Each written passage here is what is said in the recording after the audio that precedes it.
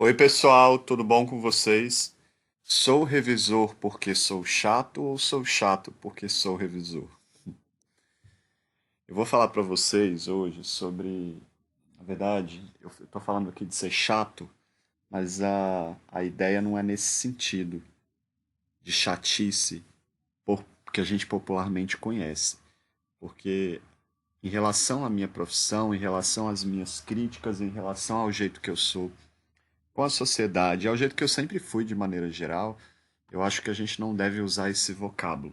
Eu acho que a referência aqui, né, ao chato, entre aspas, é mais uma maneira para você entender, né, quando você atribui ou alguém atribui esse adjetivo a alguém como eu, né, ou que pensa como eu, você está tentando afastar, na verdade, a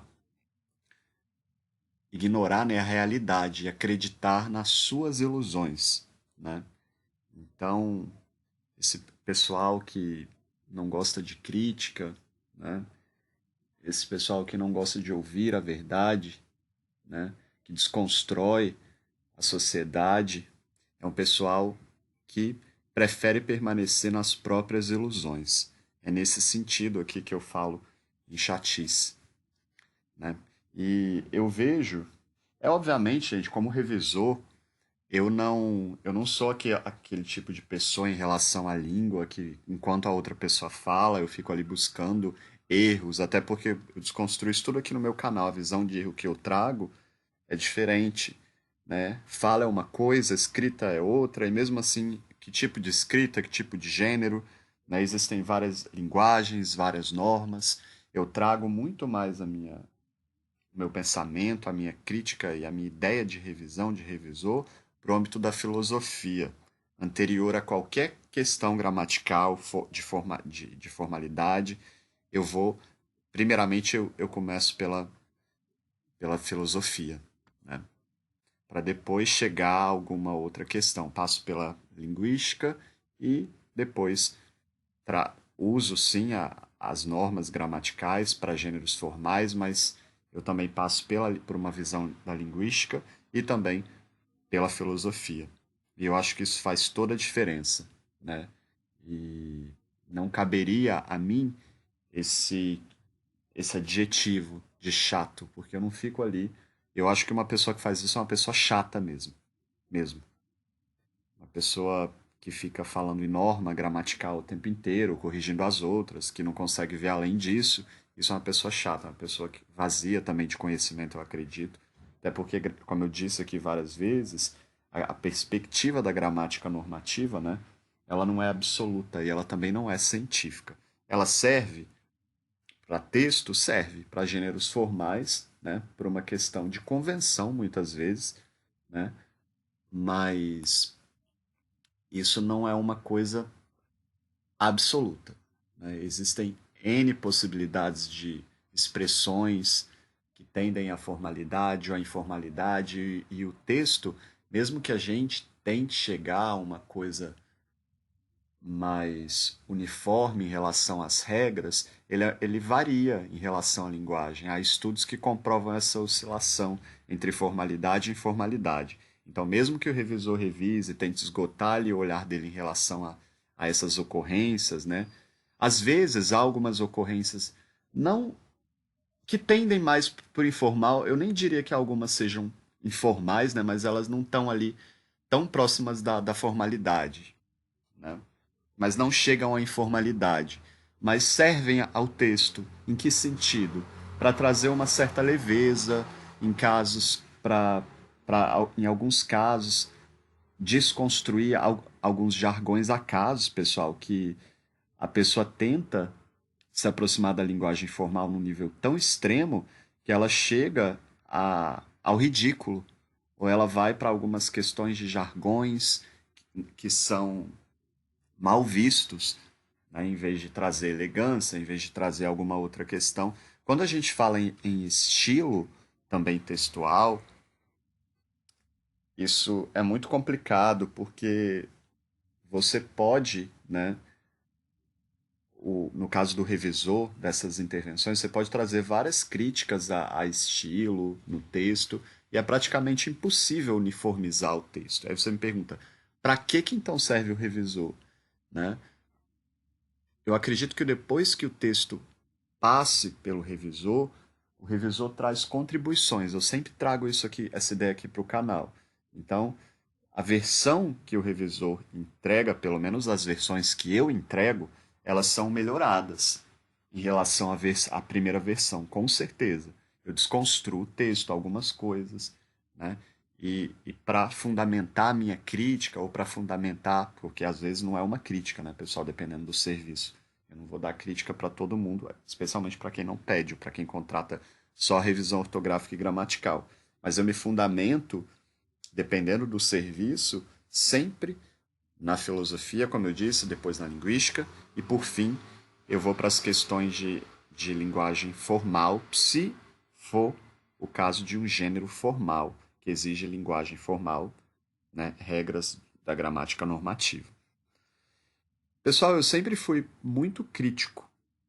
Eu acho que desde pequeno, eu sempre tive umas ideias assim muito diferentes de todo mundo e sempre me impus nesses momentos de vendas sociais para minha família, para a sociedade de maneira geral. Acho que sempre me colocaram num patamar de como se eu vivesse no mundo da lua ou como se a minha família ainda me coloca até hoje. E, e algumas pessoas em geral, né? E eu achava que havia algum problema comigo, né? É por isso que eu falei a questão do chato. Eu descobri que não. Descobri que ao longo da minha vida o teatro que a gente vive social é muito mais mentiroso e, e, e tem esse caráter de teatro mesmo do que a gente pensa, né? Eu, em virtude do meu pensamento, pensava que isso era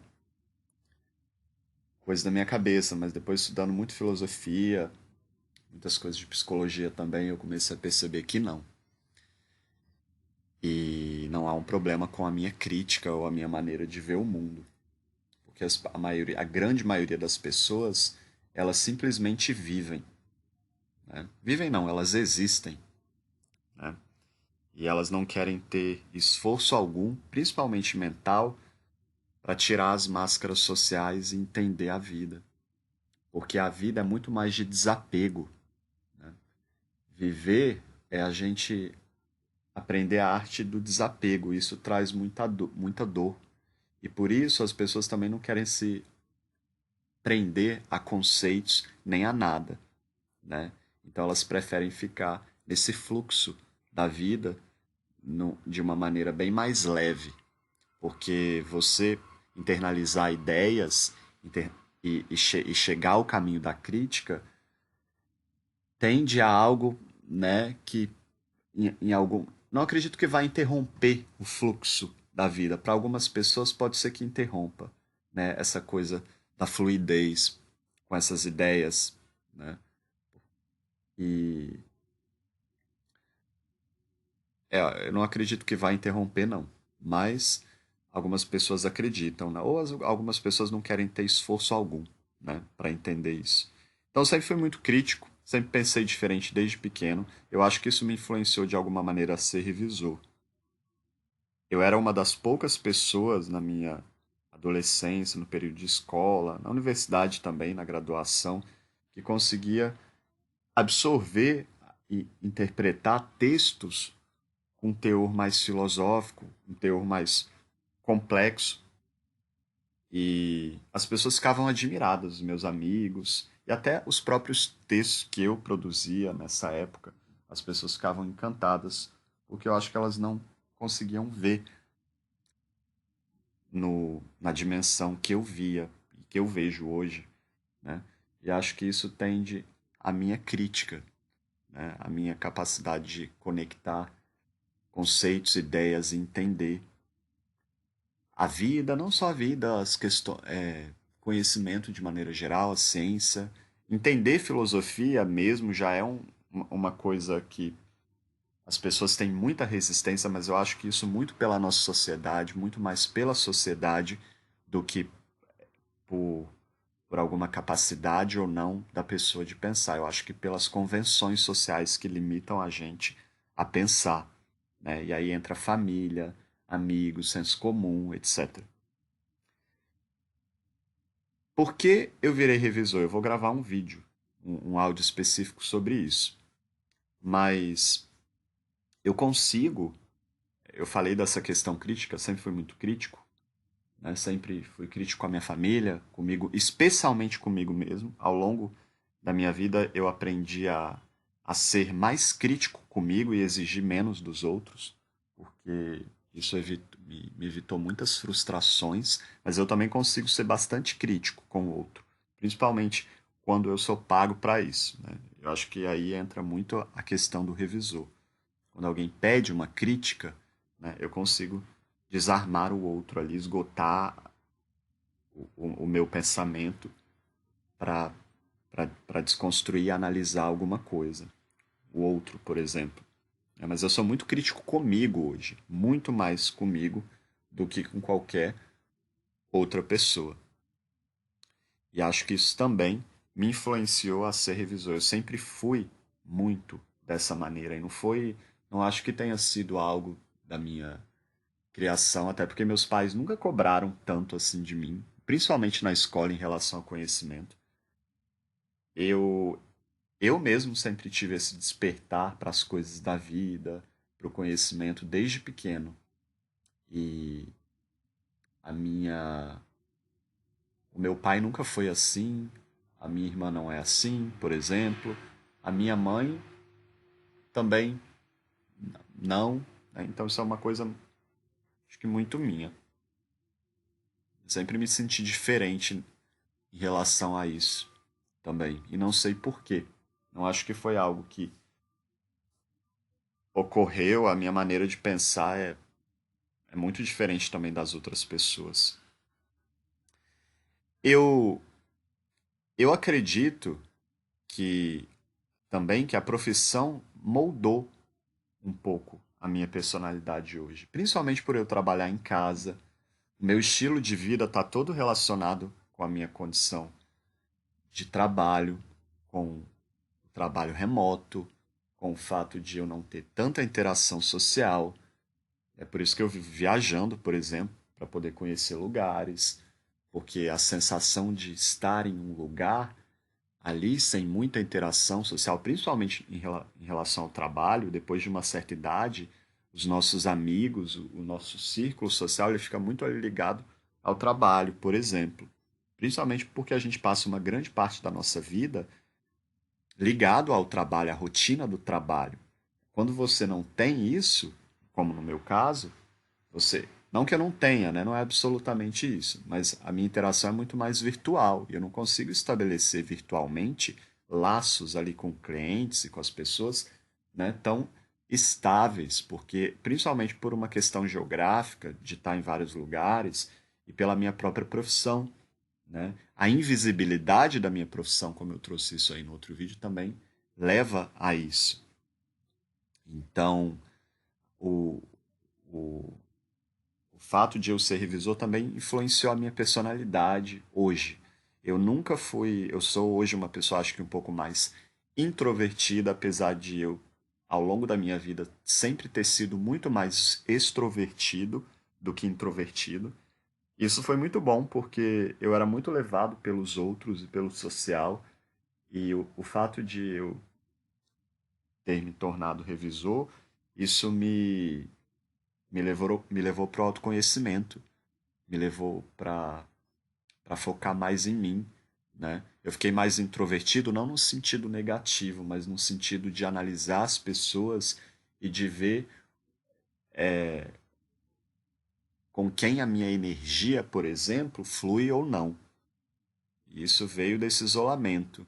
E esse isolamento me trouxe essa percepção, porque antes, por eu estar imerso em um trabalho, num contexto social específico, de maior interação, eu era levado ali sem entender, às vezes, mesmo sendo muito crítico, algumas coisas, né? Porque a questão social é muito forte, muito forte. É por isso que tanta gente não consegue romper a barreira do pensamento, né? Por causa de convenções sociais. Porque a gente também é muito mais social do que parece, eu acredito, né?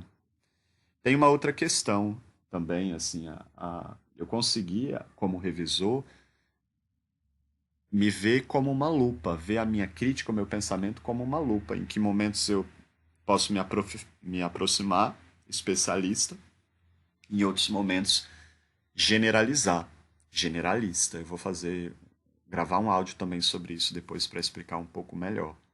Mas isso também foi algo que é algo importante para a profissão, você ter a visão do todo e você ter a visão do específico ali. Eu me refiro a vários contextos e a várias questões textuais aí para dizer isso. Eu não vou especificar aqui porque depois eu vou trazer um áudio sobre isso.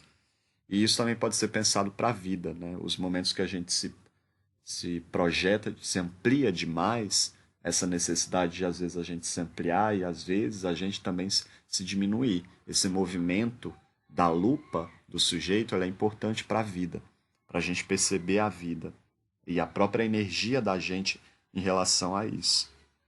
Eu também, eu não sou alienado, eu acredito, a regras, eu falei isso, né? Eu não sou esses revisores aí que ficam, vamos usar esse vocábulo bem, né? Cagando regra. Eu não fico fazendo isso. Então, eu tenho uma postura mais crítica como revisor, diferente. E para a própria revisão ortográfica e gramatical que eu ofereço, que não constitui uma revisão crítica, a minha análise ali ela parte da filosofia. Né? Eu não trago ali estritamente na cabeça regras. Não significa que eu vou fazer além ali do que eu me propus. Não. Porque tem gente que tenta usar isso contra mim. Ah, mas você é crítico e você não trouxe além, não. É ortografia e gramática. Você pagou revisão ortográfica e gramatical, né, a minha análise é em relação a isso. Eu não vou trazer nada além disso. Né, porque meu tempo ali não foi pago em relação a outra coisa a não ser isso que a gente acordou. Mas isso que foi acordado, a questão ortográfica e gramatical, ela se pauta ali na filosofia e na linguística. Porque às vezes eu recebo gêneros, por exemplo, que eu não posso simplesmente pegar regras e jogar ali em cima. Principalmente quando os gêneros são informais ou têm uma linguagem mais informal. Né? Ou são gêneros, por exemplo, de texto de blog. Né? Aí eu tenho que analisar o público, ver o próprio blog, né? E por aí vai. E é isso, pessoal. Um abraço para todos. Vou deixar aqui os meus contatos para quem precisar de revisor de texto. Tchau, tchau.